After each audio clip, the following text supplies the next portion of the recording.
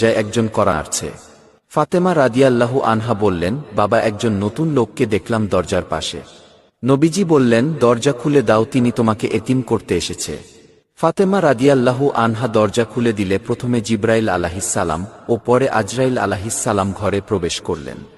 হযরত জিবরাইল আলাইহিসসালাম বললেন, হে নবী, আজকে একজন নতুন ফেরেশতা এসেছে, যে ফেরেশতা দুনিয়ার কারো কাছে আসার সময় অনুমতি চান না।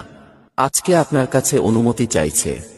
আপনি যেতে চাইলে সে আপনাকে নিয়ে যাবে, না যেতে চাইলে আপনাকে রেখে যাবে।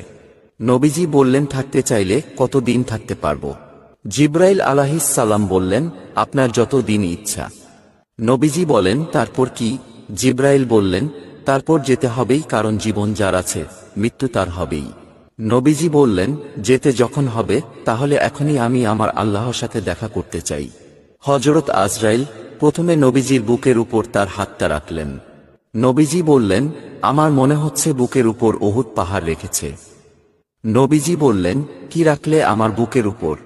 আজরাইল আলাইহিসসালাম বললেন, নবীজি, আমি জানি আপনি আল্লাহর সবচেয়ে সম্মানিত মেহমান, তাই আস্তে করে আমার হাতটা রাখলাম। নবীজি বললেন, তোমার আস্তে করে রাখা হাতের যন্ত্রণা যদি উহুদ পাহাড় রাখা সমপরিমাণ কষ্ট হয়, না জানি কত কষ্ট মৃত্যুর যন্ত্রণা। নবীজি বললেন, হে আজরাইল, আজকে কথা দাও, মৃত্যুর যত কষ্ট আজকে আমাকে দিয়ে দাও, তবু আমার দুর্বল উম্মতকে মৃত্যুর কষ্ট দিও না।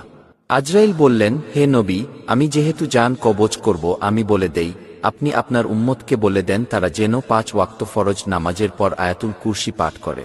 আমি কথা দিলাম তারা মরণের কষ্ট তখন টের পাবে না।